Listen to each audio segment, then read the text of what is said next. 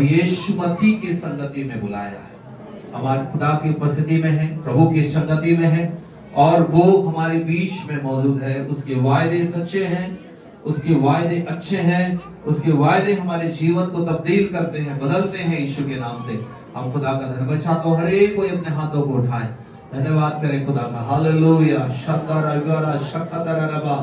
धन्यवाद यीशु, धन्यवाद यीशु, धन्यवाद बड़ी गवाहियों के लिए, धन्यवाद बड़ी गवाहियों के लिए, चंगाइयों के लिए जो लोगों के जीवन में आपने किया। लॉर्ड हम आपका धन्यवाद करते हैं और ये मेरी प्रार्थना है पवित्र आत्मा आज भी चंगा करने वाला परमेश्वर आप हमारे बीच में मौजूद है Lord. Hallelujah.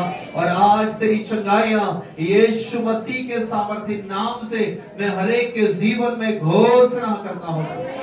Hallelujah, hallelujah, hallelujah, hallelujah, hallelujah.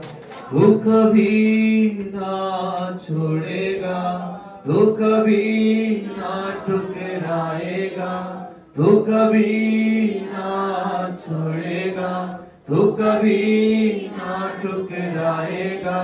तू मेरा है अब्राहम का प्रभु, इसहाक का प्रभु, याकूब का प्रभु।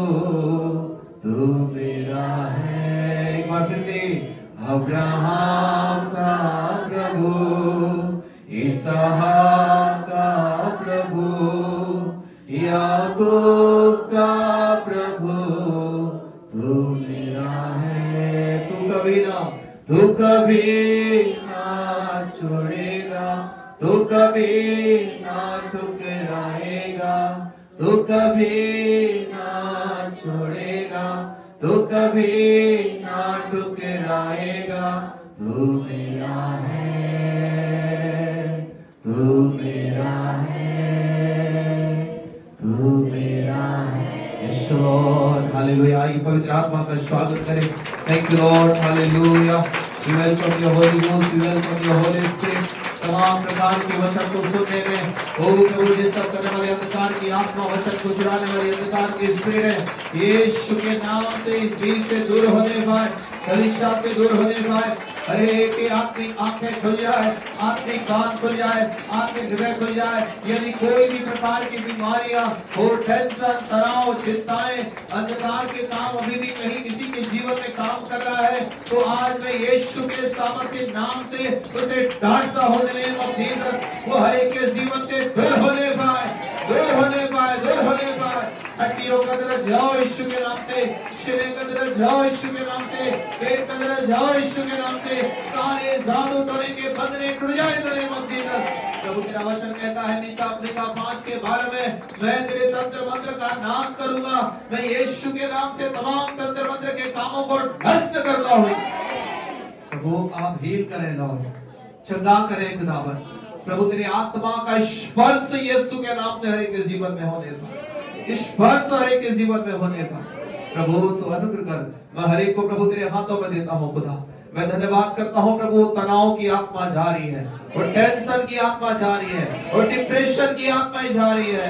ओ प्रभु मन का भारीपन दूर हो रहा है, सीने का भारीपन दूर हो रहा है यीशु के नाम से। प्रभु हर एक को चंगाइयां मिल रही है खुदा में धन्यवाद।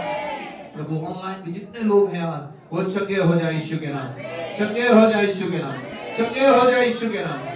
प्रभु अनुग्रह कर और इन्हें छू और चंगाई दे लॉर्ड। धन्यवाद पिता, आपने मेरी प्रार्थना सुना है, यीशु मसीह के नाम से मांगते हैं, हालेलुया।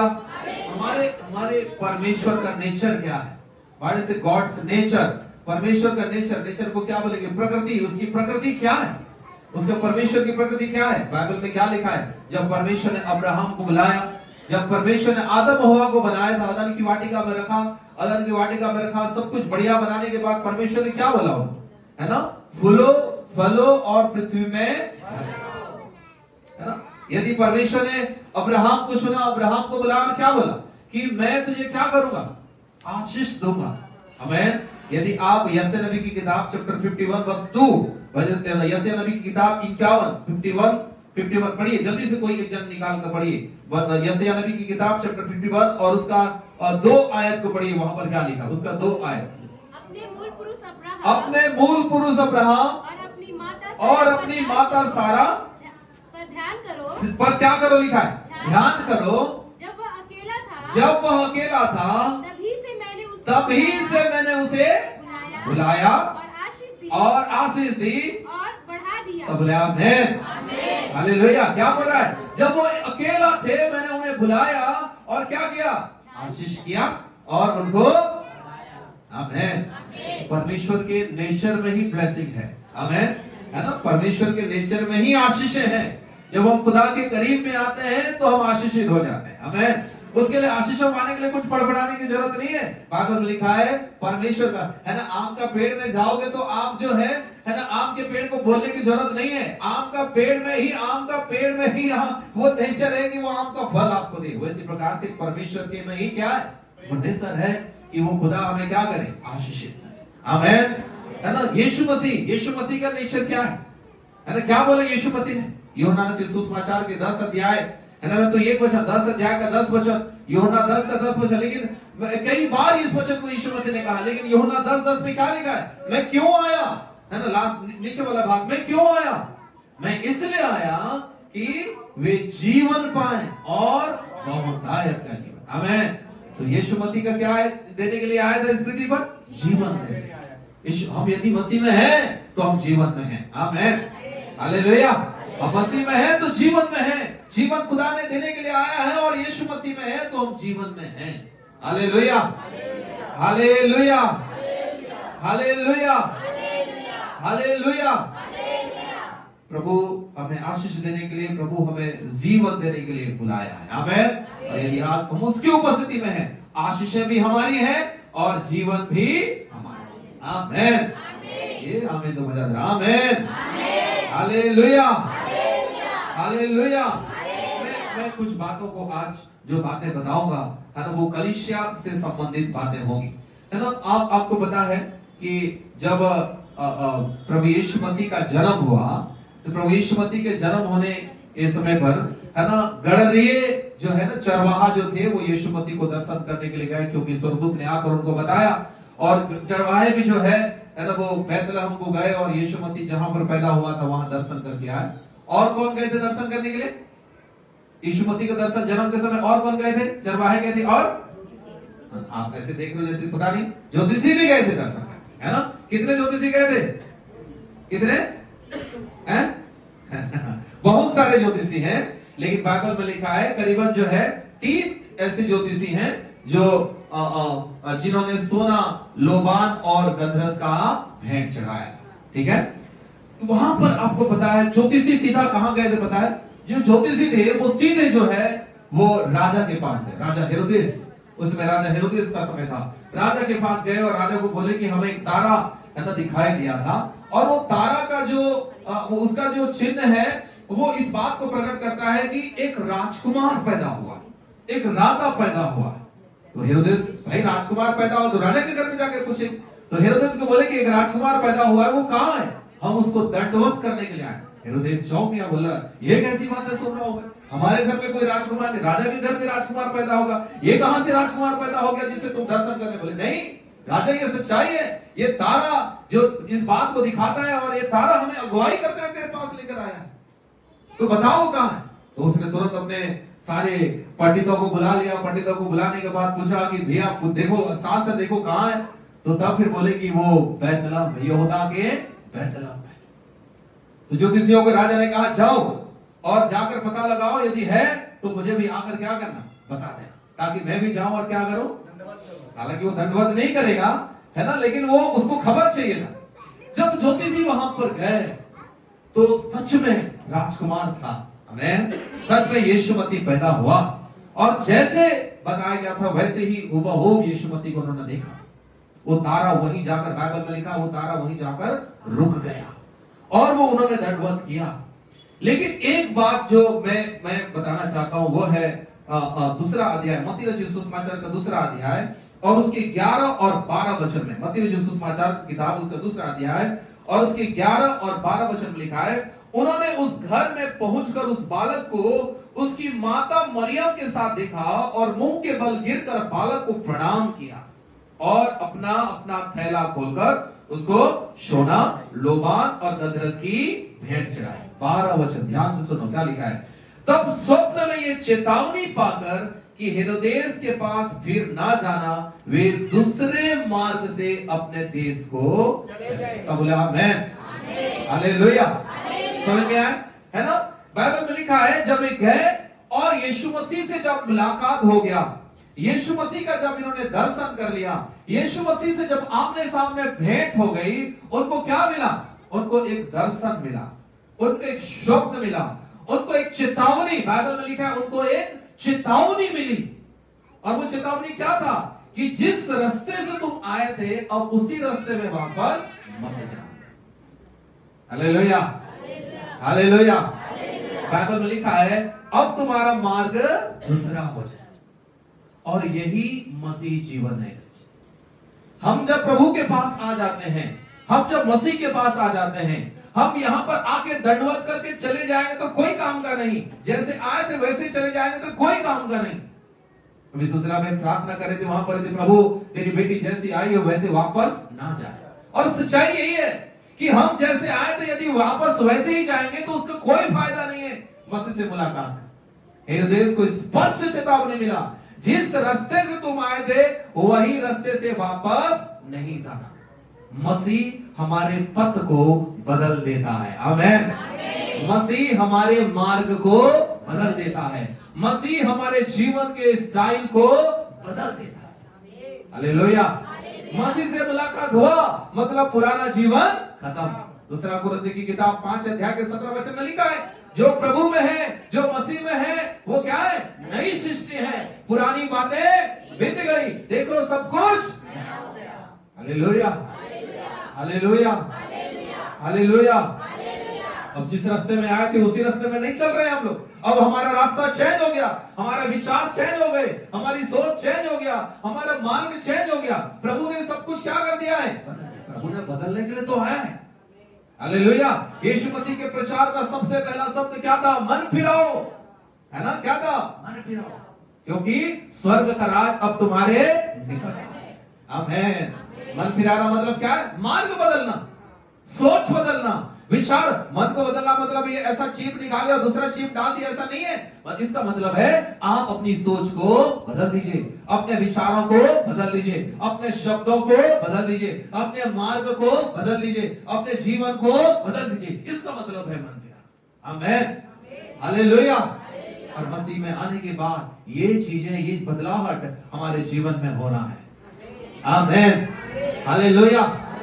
अब्राहम जब प्रभु में आया, अब्राहम को जब परमेश्वर ने बुलाया, वो कैसा था? उसके परिवार कैसे थे? उनके बाप दादे कैसे थे? यदि आप पढ़ना चाहते हैं यहोशू की किताब 24 अध्याय उसके 2 वचन पढ़िए, वहां पर क्या लिखा है। यहोशू की किताब उसका 24वां अध्याय और उसका दूसरा आयत को देखते हैं, वहां क्या लिखा है। पढ़िए जल्दी से निकालिए। यहोशू ने उन सब लोगों से कहा, हाँ 24 का 2 है लिखा।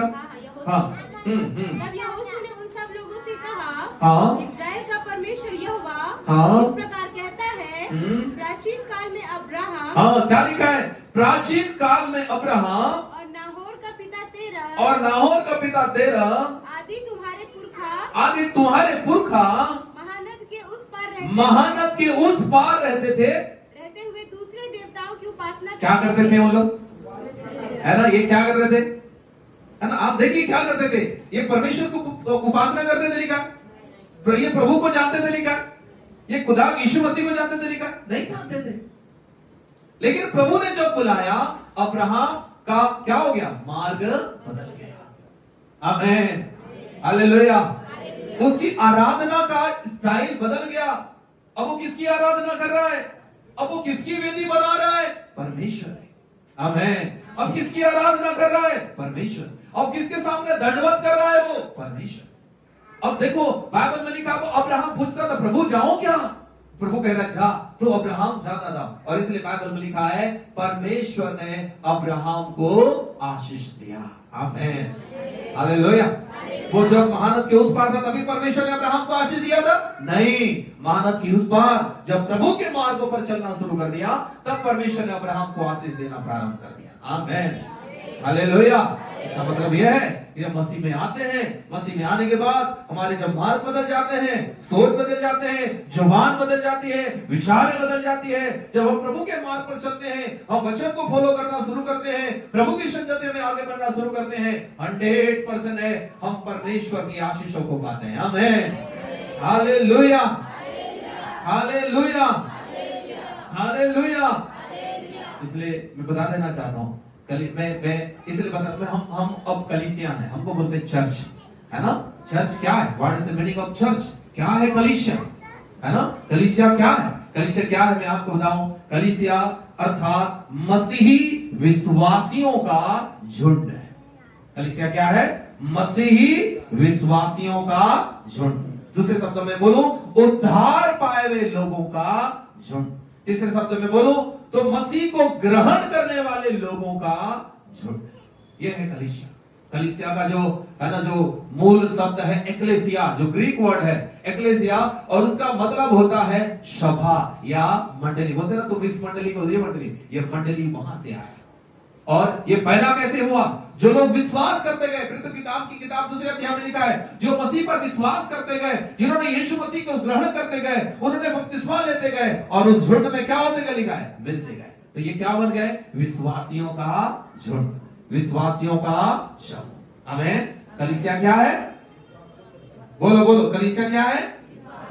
जोर से बोलो। विश्वासियों का, उद्धार पाए लोगों का, पवित्र लोगों का, मसीह के साथ चलने वालों का। Hallelujah.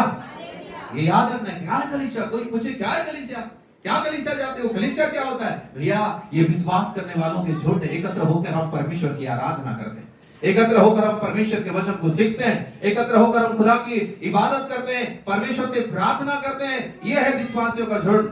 Hallelujah, hallelujah, hallelujah, hallelujah. कलीसिया का एक सबसे बड़ा रूपक है ना। बड़ा रूपक क्या है बताए? कलीसिया अर्थात मसीह यीशु का देह। कौन है कलीसिया? मसीह यीशु का देह। यदि मैं आपको बोल रहा हूं कि मैं कलीसिया हूं, तो मैं कौन, क्या बता रहा हूं? कि मैं मसीह का देह हूं। हालेलुया। समझ में आया आपको? मैं मसीह का कौन हूं? कलीसिया अर्थात मसीह की देह। मतलब समझते हैं आप यदि अपने आप को कलीसिया मानते हैं, यदि अपने आप को कलीसिया मानती हूं, यदि अपने आप को कलीसिया मानते हैं, इसका मतलब हम इस बात को घोषणा करते हैं संसार में कि हम मसीह के बॉडी हैं, द बॉडी ऑफ क्राइस्ट। यीशु मसीह के देह हैं हम यीशु मसीह के देह को इन संसार में रिप्रेजेंट कर रहे हैं हम लोग। हालेलुया। ये यीशु मसीह को लोग नहीं देखेंगे इस दुनिया में अभी। अब किसको देखेंगे? इस देह को देखेंगे। हालेलुया। सुने आप? सुने वाले बोला हालेलुया। हाँ, मैं बोला सोने वाला, ठीक है, आप जाकर रहना। Hallelujah, hallelujah. मैंने क्या बोला? हम किसको प्रकट करते हैं? मसीह के देह को। बोलो मसीह के देह को। आमीन, हालेलुया। हम मसीह के देह को प्रकट करते हैं।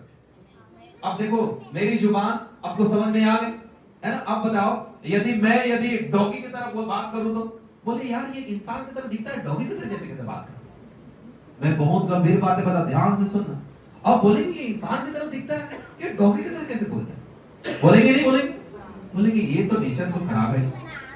उस तरीके से यदि हम मसीह को रिप्रेजेंट करते हैं, है ना, और बात करेंगे हम लोग उल्टा सीधा, तो लोग क्या बोलेंगे? ये मसीह की तरह दिखता है लेकिन बात कैसे? और यही हम चुप जाते हैं। मैंने कहा कलीसिया मसीह को रिप्रेजेंट करता है, ये बॉडी ऑफ क्राइस्ट है, ये मसीह का देह है। तो बातें कैसी होना चाहिए? मसीह के जैसे। Hallelujah, hallelujah, hallelujah. ऐसे रिसर्चर ऐसे कहते हैं, रिसर्चर को बोल खोज करने वाले ऐसा कहते हैं कि मनुष्य के शरीर में तकलीफें, परेशानियां, टेंशन, तनाव 70 to 80% उसके जुबान के कारण से होती है। सुने क्या बोलते हैं लोग, रिसर्चर क्या बोलते हैं कि मनुष्य के जीवन में 70 to 80% जो तकलीफें हैं किसके कारण होती है? उसके, है ना। अब अब देखो, मैं बोला कि मैं इंसान जैसा हूं, बढ़िया कपड़े लत्ते पहनकर निकलूंगा और मैं डॉगी की तरह बात करूंगा तो लोग कैसे बात करें? है ना, लोग तो पत्थर से बात करें, डंडा से बात करें, क्योंकि बोलेंगे यार इसका नेचर गड़बड़ लग रहा है। तो किससे बात करेगी? हैं? इसे हाथ पकड़ के लेकर जाएंगे, डंडा से बात करेंगे, भैया निकल। समझ में है आपको? तो तकलीफें मुझे होगी। किसके कारण तकलीफें हो रहा है? मेरे बॉडी के कारण हो रहा है? मेरे कलीसिया, हमें समझना है। हमें, हम किसको प्रकट कर रहे हैं? यीशु मसीह को। वो हमें अपने जुबान से भी यीशु मसीह को प्रकट कर, अपने जीवन से भी यीशु मसीह को प्रकट। आमीन, हालेलुया। मैंने कहा है ना, सच में है ना, आप पता है यीशु मसीह किसको लेकर लेने आएगा? कलीसिया को। और कलीसिया का दूसरा सबसे बड़ा रूपक है, कलीसिया यीशु मसीह की क्या पता है? दुल्हन है। दुल्हन कौन है? बोलो दुल्हन। यीशु मसीह की दुल्हन।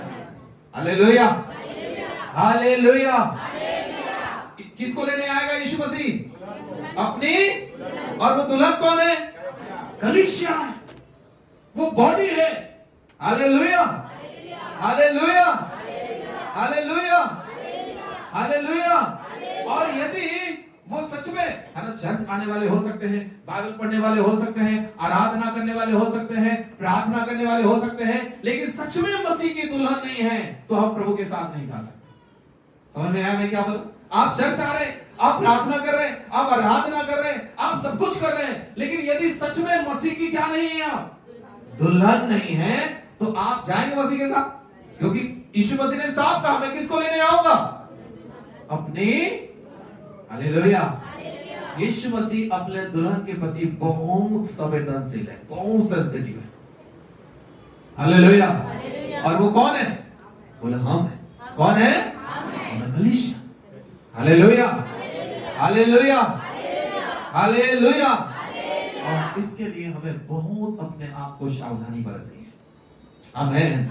हम कैसे बोलते हैं, हम कैसे चलते हैं, हम कैसे उठते हैं, हम कैसे बैठते हैं, ये बहुत केयरफुल, बहुत सावधानी होना है, क्योंकि हम मसीह के दुल्हन हैं, हम यीशु मसीह के देह। आमीन, हालेलुया, हालेलुया, हालेलुया।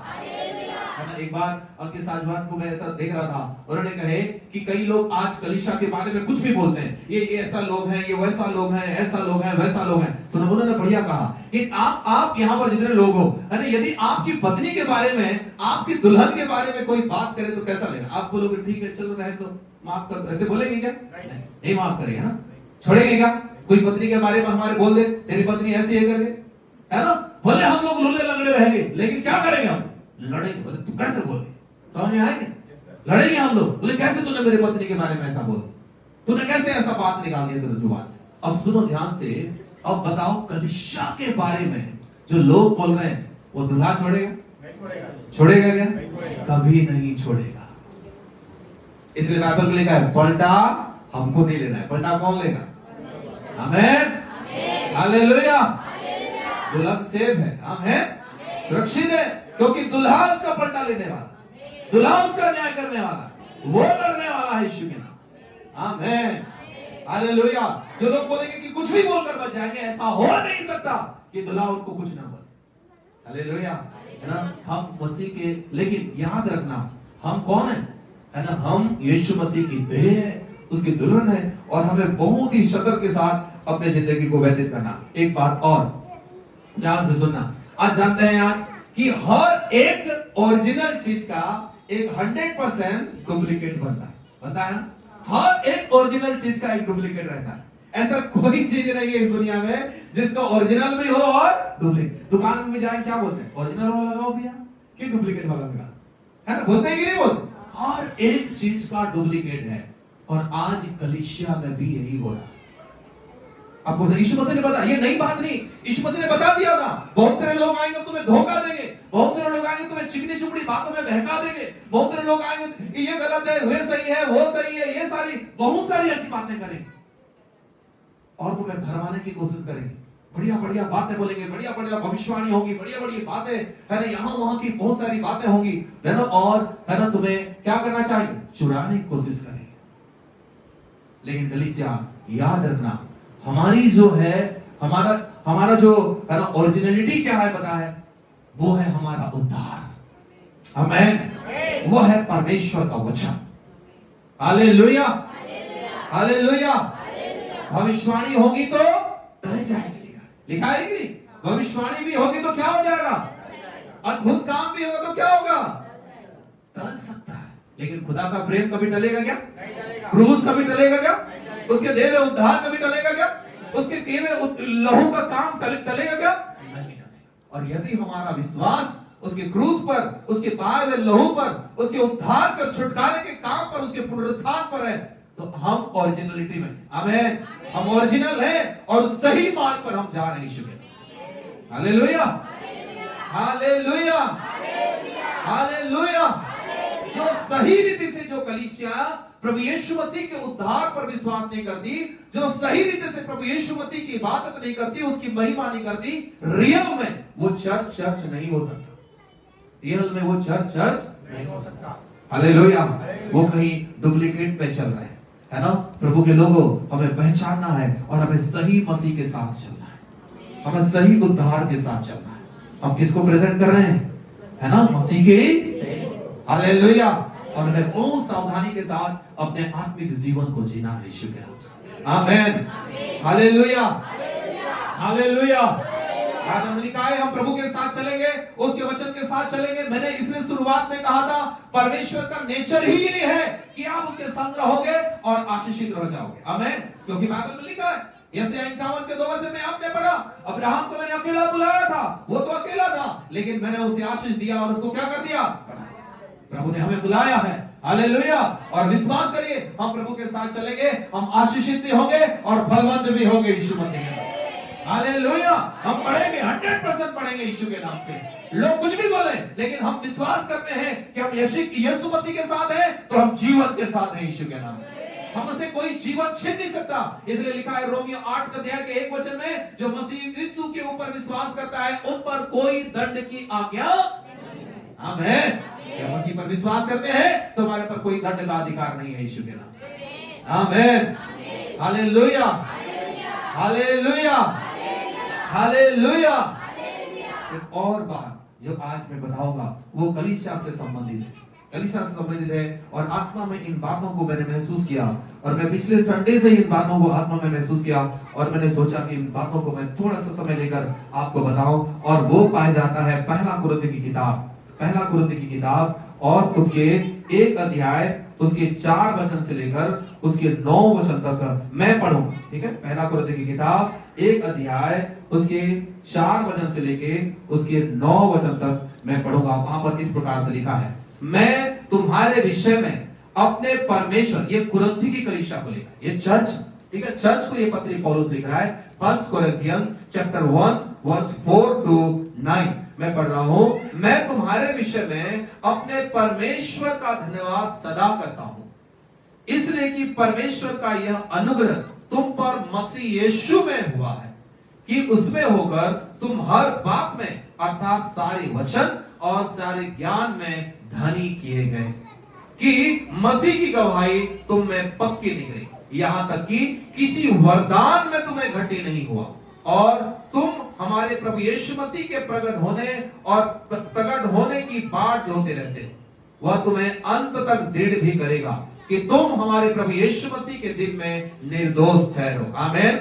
9 वचन, परमेश्वर सच्चा है जिसने तुमको अपने पुत्र हमारे प्रभु यीशु मसीह की संगति में बुलाया। पौलुस जो है कुरिन्थी की कलीसिया को कहता है कि कुरिन्थी की कलीसिया, मैं तुम्हारे लिए हर दिन धन्यवाद करता हूं जो मसीह में तुमने अपने जीवन में पाया है। बोलता है मसीह में तुमने अनुग्रह पाया, और अनुग्रह के द्वारा तुम्हारा क्या हो गया? उद्धार हुआ।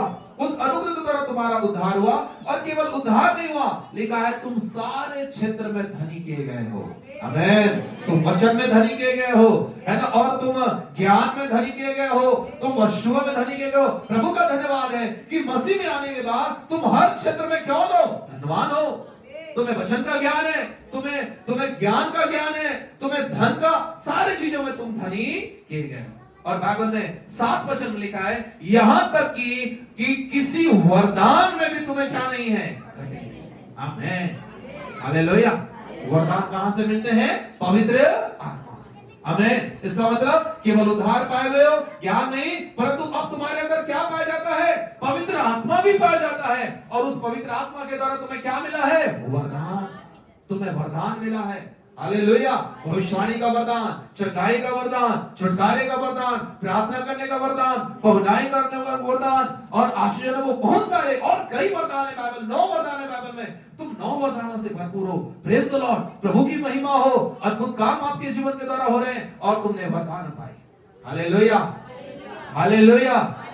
और मैं धन्यवाद करता हूं, हमारी कलीसिया में भी है, लोग आशीषित हैं, लोग वरदानों से भरे हैं, आत्मा से भरे हैं, है ना। परमेश्वर का धन्यवाद हो। चमत्कार होते हैं, चंगाइयां होते हैं, आशीषें होती है। खुदा का धन्यवाद हो, हमने मसीह में ये सारा चीजें पा लिया। हमको परमेश्वर के वचन का ज्ञान है, हम परमेश्वर के वचन को सीखते भी हैं और सिखा भी पाते हैं। ये प्रभु के नाम की महिमा हो। प्रभु ने ये सारा चीजें हमारे जीवन में परमेश्वर ने दिया है। कैसे दिया है? मसीह यीशु में प्रभु ने दिया। आमीन। Hallelujah, hallelujah. लेकिन अब पौलुस उस वरदान से भरी हुई कलीसिया को, उस ज्ञान से भरी हुई कलीसिया को, उस आशीषित कलीसिया को, भरपूर कलीसिया को एक और बात कहता है, जो पौलुस कहता है ये तो मुझे अच्छा नहीं लगा।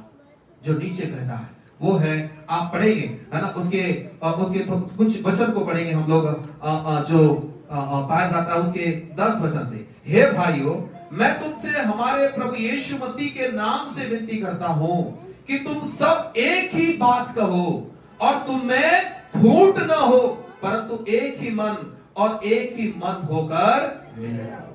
11 वचन। क्योंकि हे मेरे भाइयों, खलवे के घराने के लोगों ने मुझसे तुम्हारे विषय में बताया कि तुम में क्या होते हैं?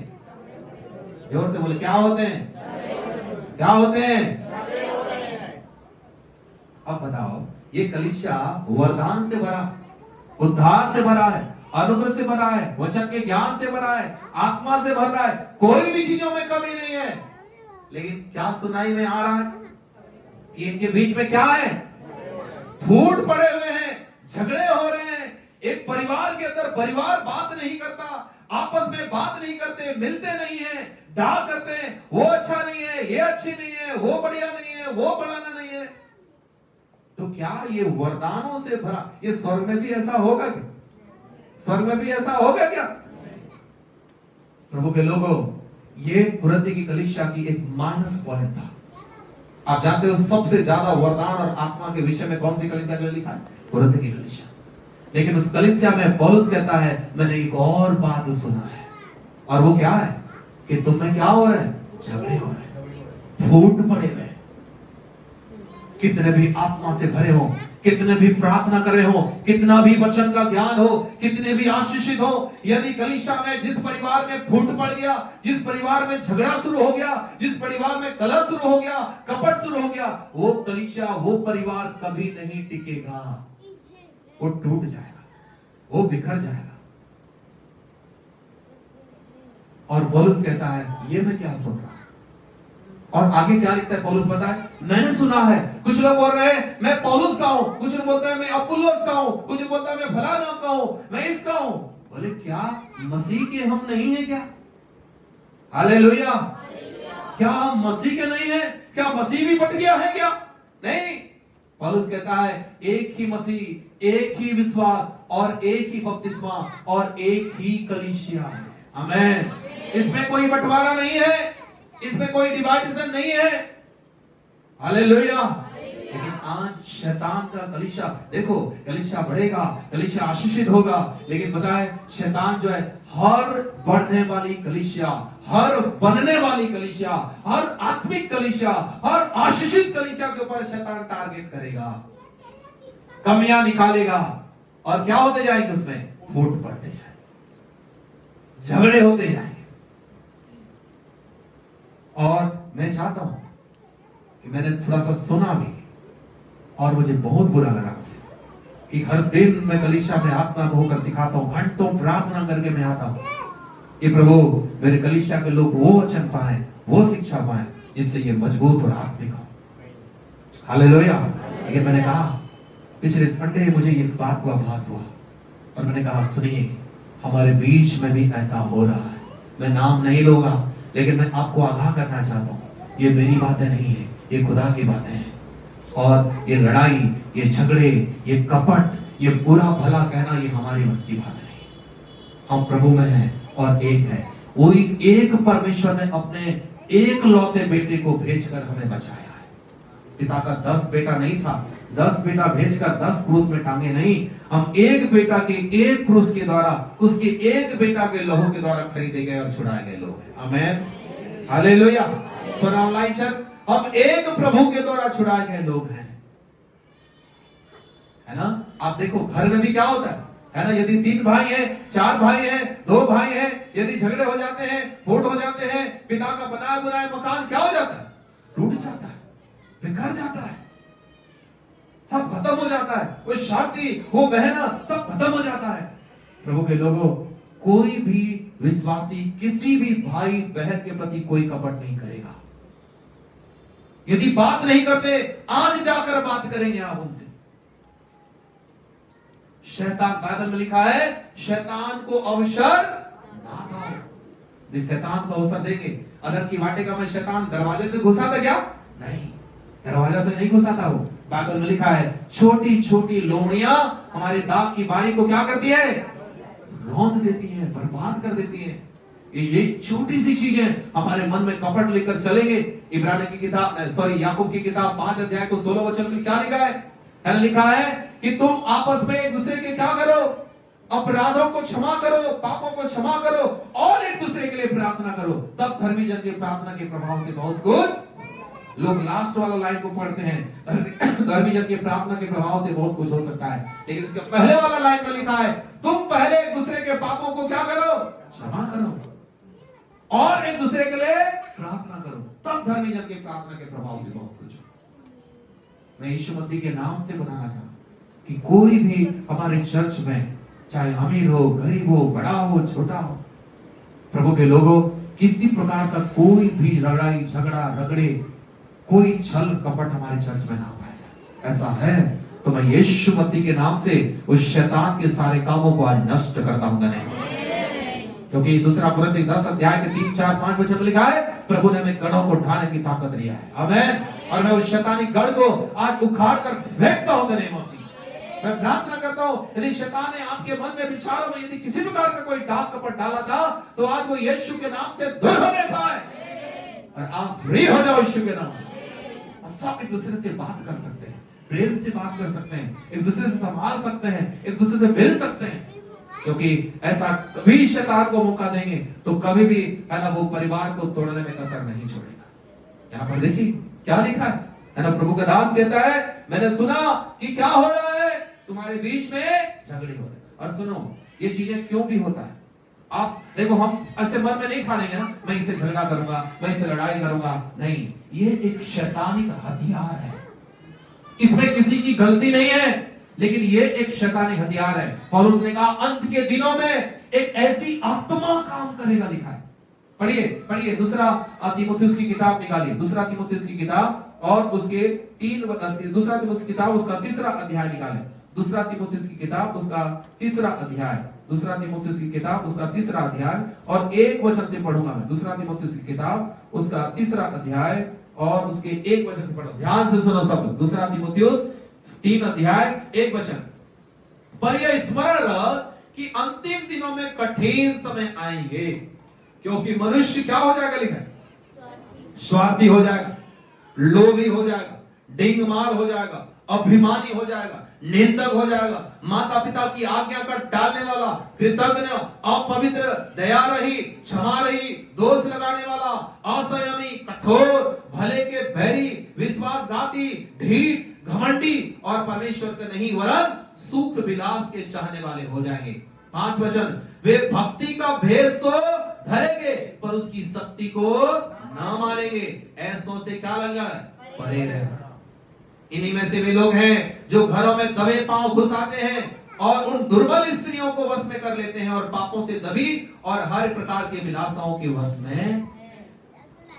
क्या लिखा है, पौलुस ने पहले ही भविष्यवाणी कर दिया था, कलीसिया में ऐसी एक आत्मा काम करेगी, ऐसी एक स्पिरिट काम करेगी, जो क्या करने के लिए होगा, वो कलीसिया को तोड़ने, हमारी आशीषों को चुराने।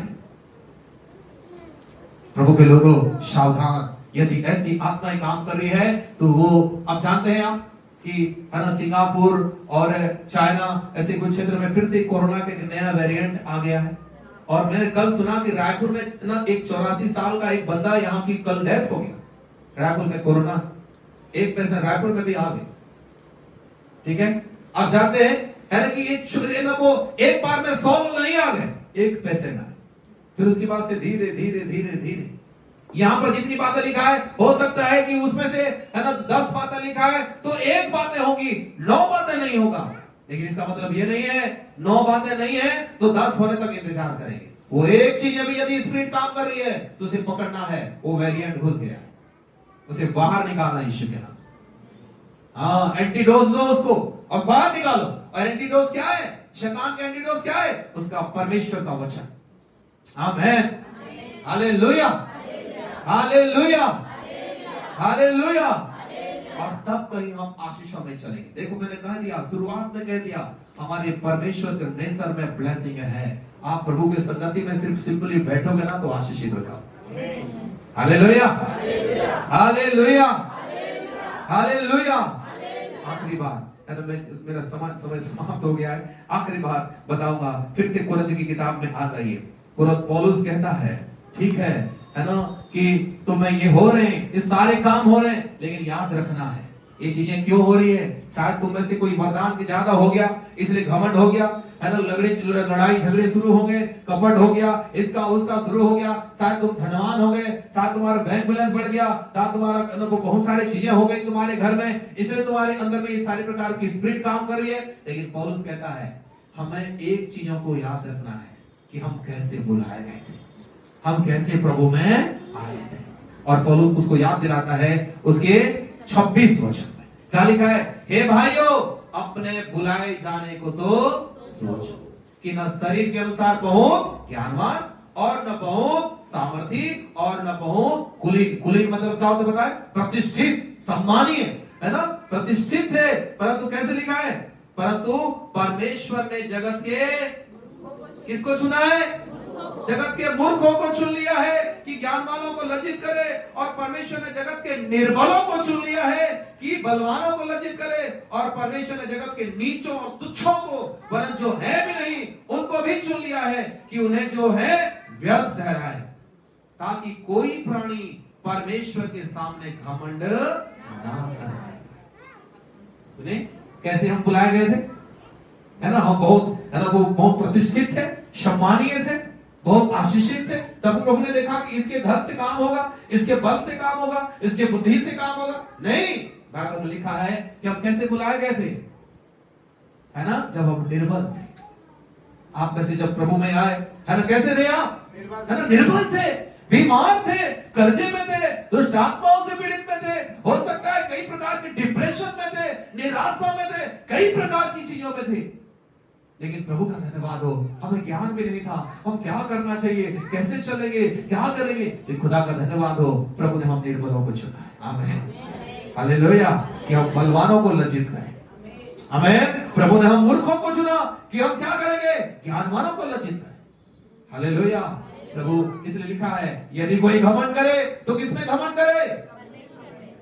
बलवान अपने बल पर नहीं, धनवान अपने धन पर नहीं, ज्ञानवान अपने ज्ञान पर नहीं, परंतु यदि कोई घमंड करे तो मसीह यीशु में घमंड करे। आमीन, हालेलुया, हालेलुया। हमें अपनी प्रकृति पहचानना। यहाँ पर पौलुस बोलता भी है ना कि, है ना, कि परमेश्वर को पता है कि आज हमने पढ़ा ना 103 में एक लिखा है वहां पर कि परमेश्वर को पता है मनुष्य की प्रकृति कि मनुष्य क्या है, पत्थर से बना है, लोहा से बना है, सीमेंट से बना है, किससे बना? मिट्टी से बना। आमीन, वो मिट्टी से बना। हालेलुया, मिट्टी से, वचन सुनो, मिट्टी से बना। हालेलुया, वो मिट्टी से, उसकी प्रकृति है, उसके नेचर है वो। आमीन, हालेलुया, उसके नेचर में है कि हम मिट्टी हैं।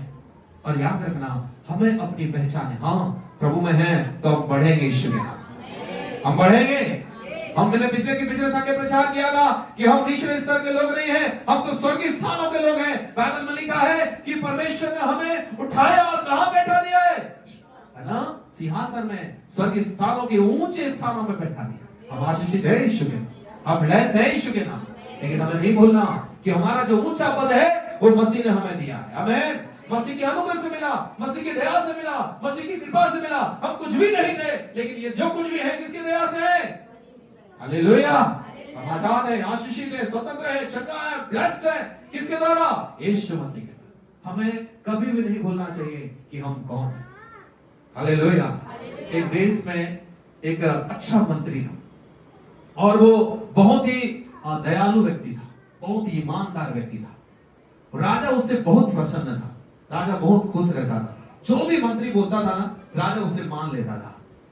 बाकी सारी प्रजा तो मतलब जो सेनापति जो थे, अधिकारी जो थे, वो बोलते थे यार हमारी बात कभी राजा सुनता नहीं, ये मंत्री की बात बस राजा सुनता है और ये मंत्री जो बोलता है राजा उसको मानता है। तो अब वो मंत्री से लोग चिढ़ करने लगे और बोले यार इसका कुछ कमियां निकाला जाए, इसका कुछ कमियां निकालेंगे। जब इसका कमियां निकालेंगे है ना, तब राजा को बताएंगे, तब हमारा भी मौका मिलेगा, हम भी राजा के करीब आएंगे।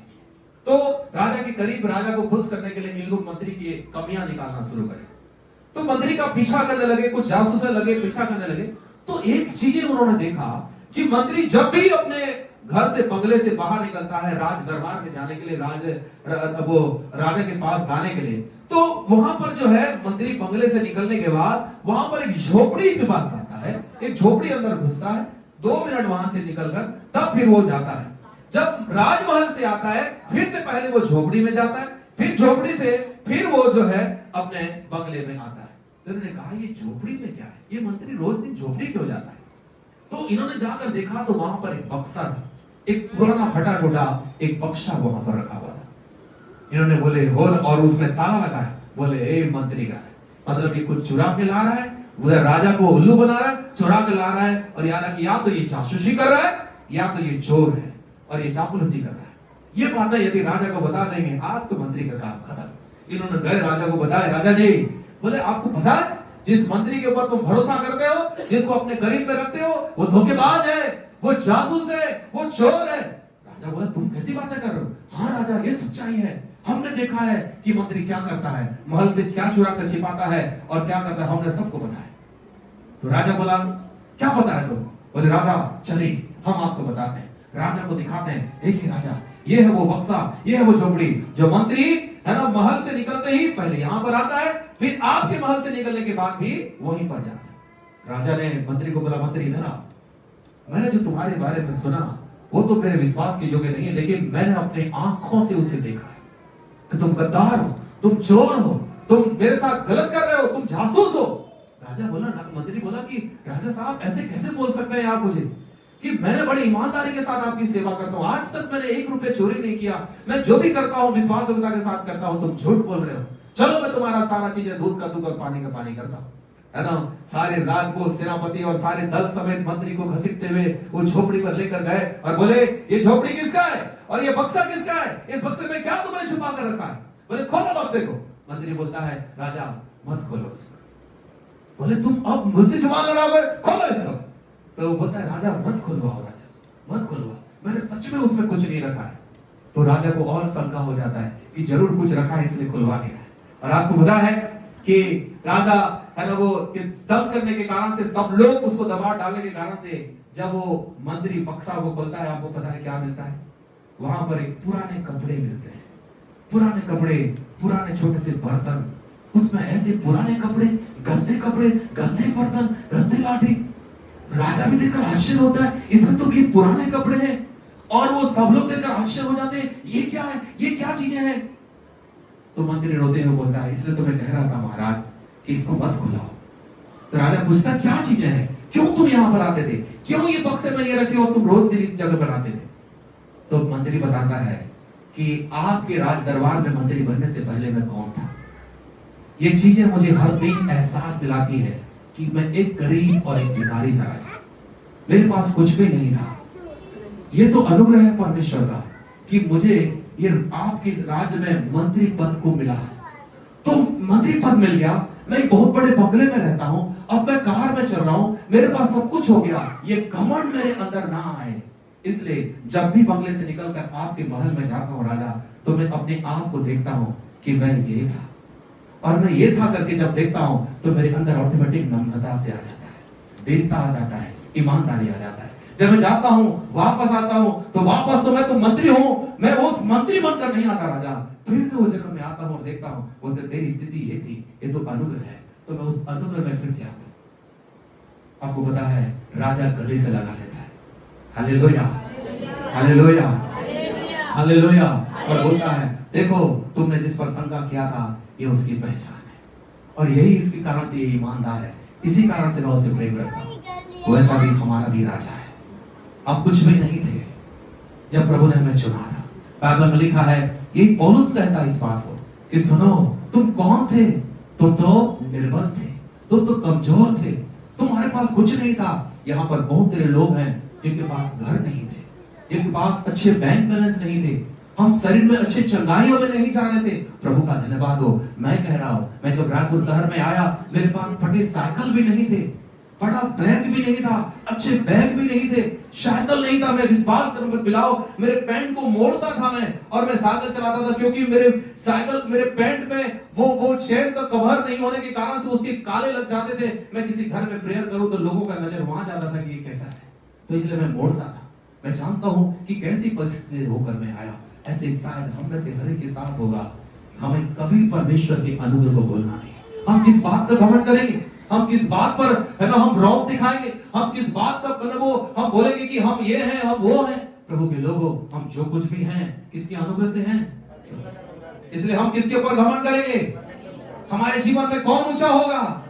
आमीन। मैं चाहता हूं कलीसिया के हर लोग किसको देखें, यीशु को देखें। अपने संपत्ति को, अपने घर को, अपने बैंक बैलेंस को देखने से पहले यदि हम मसीह को देखेंगे, हर दिन मसीह हमें नम्र बनाएगा, हर दिन मसीह हमें वो दिन बनाएगा, हर दिन मसीह हमें आशीषित बनाएगा, और सच में हम हर दिन अपने जीवन में मसीह को देख पाएंगे लोगों को, यीशु के। हालेलुया। मैंने शुरुआत में कहा था हम अपने देह के द्वारा किसको दिखाते हैं, यीशु मसीह को। ये शरीर किसका है, यीशु मसीह का देह है। हम किसको रिप्रेजेंट कर रहे हैं, यीशु मसीह को रिप्रेजेंट कर रहे हैं। आमीन। मंत्री हर दिन इसलिए अपने आप में देवता नम्रता को रिप्रेजेंट करता था क्योंकि वो जानता था कि वो कौन है। हालेलुया।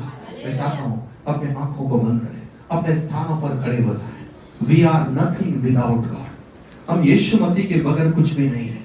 हम कितने भी धनवान हो जाएं, हम कितने भी बलवान हो जाएं, आपको पता है एक आखिरी बात बताऊंगा।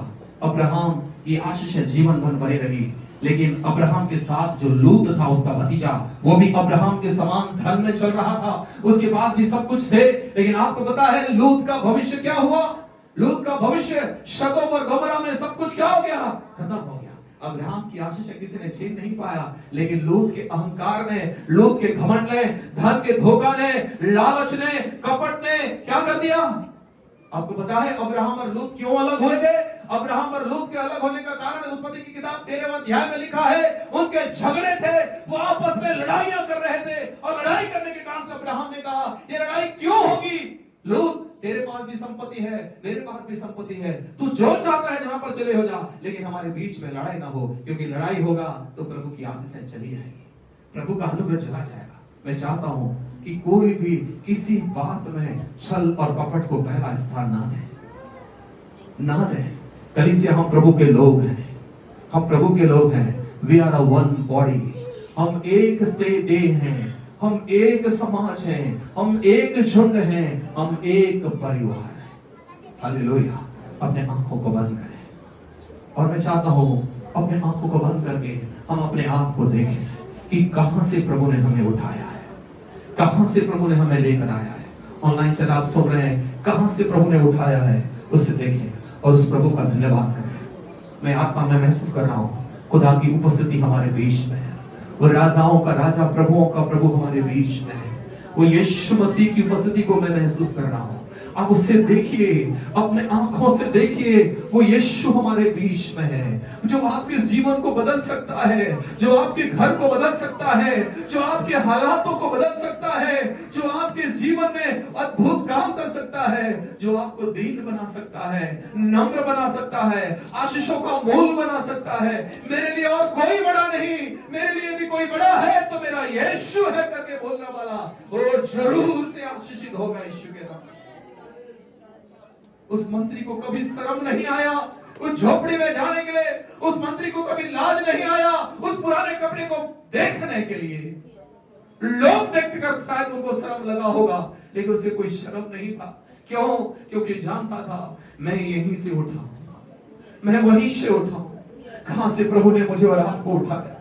कहां से प्रभु ने उठाया कि हम बड़े हो जाएं, हम आशीषित हो जाएं और हम लड़ाई करें, हम झगड़ा करें, हम कपट करें, हम छल करें, एक दूसरे के बारे में बड़ा और छोटा का भेद करें? नहीं कलीसिया, हमारे अंदर में यीशु मसीह जिंदा, यीशु मसीह जिंदा है और वो यीशु को काम करने दें। हम कितने बड़े हो जाएं, हमारा प्रभु हमारे जीवन में बड़ा होना पाए। हमारे घर में यीशु बड़ा होना चाहिए। हालेलुया। ओ रिखाना वाला शमदारा रबा। धन्यवाद यीशु, धन्यवाद यीशु, धन्यवाद यीशु, धन्यवाद यीशु, धन्यवाद यीशु। हाँ प्रभु, हम घमंड करते हैं कि हम प्रभु में हैं, हम घमंड करते हैं कि हम यीशु मसीह में हैं, हम घमंड करते हैं कि यीशु ने हमें बुलाया। Thank you Jesus. Hallelujah, hallelujah, hallelujah, hallelujah, hallelujah. Thank you Lord, thank you Lord, thank you Lord. प्रभु मैं एक एक बहनों को, एक एक भाइयों को प्रभु मैं आपके हाथों में देता हूं पिता। मैं दुआ करता हूं, मैं जानता हूं प्रभु कि पिता परमेश्वर प्रभु कि हमारी प्रकृति क्या है। What is our nature, Lord? हम मिट्टी हैं प्रभु, हम मिट्टी के द्वारा बनाए गए। हम जगत में मूर्खों के समान थे, तुच्छों के समान थे, ओ प्रभु निर्बलों के समान थे, लेकिन आपने हमें बुलाया है, आपने हमें चुना है, आपने हमें आशीषित किया है प्रभु। इन चीजों को ना भूलकर बड़ी दंडताई और नम्रताई के साथ आत्मा में आशीषित जीवन जीने के लिए खुदा आप हमारी सहायता करें। यीशु के नाम से आप हमारी सहायता करें। हम जहां भी रहें हमारे जीवन में यीशु की महिमा होने पर, यीशु की महिमा होने पर, यीशु का नाम ऊंचा होने पर, यीशु का नाम आदर पाने पर, यीशु के नाम की बढ़ोतरी होने पर। ओ बाबा शेरे बेरे बेरे बेरे धन्यवाद यीशु। लोग यदि हमारे घर को देखें, यदि हमारे धन को देखें, यदि हमारे वस्त्र को देखें, हमारे सोने को देखें, हमारे चांदी को देखें, हमारे गाड़ी को देखें, हमारे घोड़े को देखें, चाहे कुछ भी देखें, तो कहने पाए ये प्रभु का बेटा है, ये प्रभु की बेटी है और खुदा ने इसे बढ़ाया है। यीशु के नाम, खुदा ने इसे बढ़ाया है। यीशु के नाम। ओ रबाला रिखाला वाला शानदार प्रभु तेरा अनुग्रह हो, तेरा अनुग्रह हो प्रभु। इस बात को समझने के लिए पवित्र आत्मा हमारी मदद करे प्रभु। इस बात को समझने के लिए पवित्र आत्मा, यदि कहीं पर भी शैतान घमंड लेकर ओ प्रभु जी, ओ पिता परमेश्वर भेद लेकर, कपट लेकर, लड़ाई लेकर यदि घुसने की कोशिश कर रहा था, आज उन दीवारों को मैं सील करता हूं यीशु के नाम से। आज उन दीवारों को मैं सील करता हूं यीशु के नाम से। आज उन दीवारों को मैं सील करता हूं यीशु के नाम से। शैतान हमारे घर में, कलीसिया में, परिवार में, मन में, विचारों में तेरा कोई अधिकार नहीं है। इन द नेम ऑफ जीसस तेरा कोई अधिकार नहीं है। तेरा अधिकारों को मैं तोड़ता हूं in the name of Jesus. शाबारे के तेरे बेले शानदार इखा गाना बोला। ओ प्रभु तेरे अनुग्रह हो, तेरी महिमा हो, तेरी महिमा हो, तेरी महिमा हो। प्रभु हम चले तो आत्मा में चले, हम बोले तो आत्मा में बोले, हम चले तो खुदा तेरी महिमा हो, हम बैठे तो तेरी महिमा हो प्रभु। शाबारा रे तेरे बेले खोरा ना बंदर इखे ना। प्रभु तू अनुग्रह कर खुदा, अनुग्रह कर खुदा, अनुग्रह कर खुदा। मैं एक एक बहनों को और भाइयों को, मैं अपने आप को, मेरे परिवार को, हमारी कलीसिया को प्रभु मैं आपके हाथों में देता हूं। मैं चाहता हूं प्रभु तेरी महिमा हमारे बीच में बना रहे। यीशु मसीह के सामर्थ्य नाम से लॉर्ड मैं इस प्रार्थना को मांगता हूं। सब बोले आमीन।